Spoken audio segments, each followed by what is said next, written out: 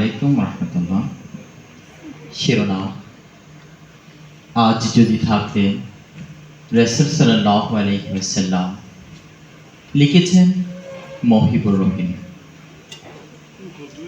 আজ যদি থাকতেন রাসূল সাল্লাল্লাহু আলাইহি ওয়াসাল্লাম, এই সুদূর পল্লী বিধৌত বাংলাদেশ থেকে আমি আপনার কাছে ছুটে যেতাম।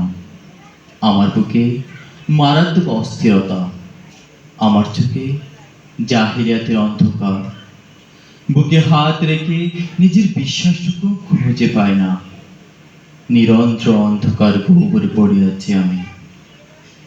আজ যদি থাকতেন রাসূল সাল্লাল্লাহু আলাইহি ওয়াসাল্লাম, তাহলে আপনার হাতের স্পর্শের জন্য ছুটে যেতাম মদিনায়, তাহলে আলোর জন্য ছুটে যেতাম আরবে। এই দেখুন, কৃষ্ণকায়েমের এক কবিতা পাগল আমি। উদ্ভ্রান্তের মতো কবিতার পেছনে ঘুরি, ভাবি কবিতা আমাকে স্বস্তি দেবে, কবিতা ক্ষতের মলম।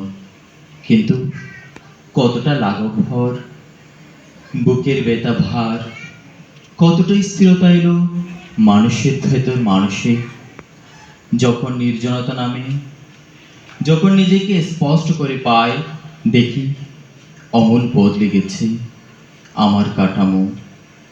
নষ্ট প্রতিবেশী, আমার ভেতর বেড়েছে 7 সাগরের জলরাশি, বেড়েছে তৃষ্ণার কাতরতা।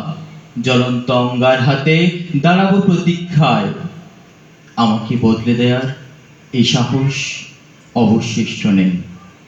আমাকে শুদ্ধ করার পানি নেই, পুণ্য নেই, কোনো প্রাণ নেই শুদ্ধ প্রণয়ের।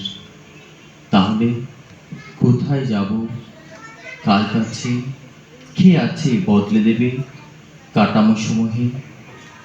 আজ যদি থাকতেন রাসূল সাল্লাল্লাহু আলাইহি ওয়াসাল্লাম, তাহলে যেতাম মদিনায়, তাহলে আমিও হতাম সাবিতের মতো শত সুগন্ধে শুদ্ধ হতাম আমিও তাহলে।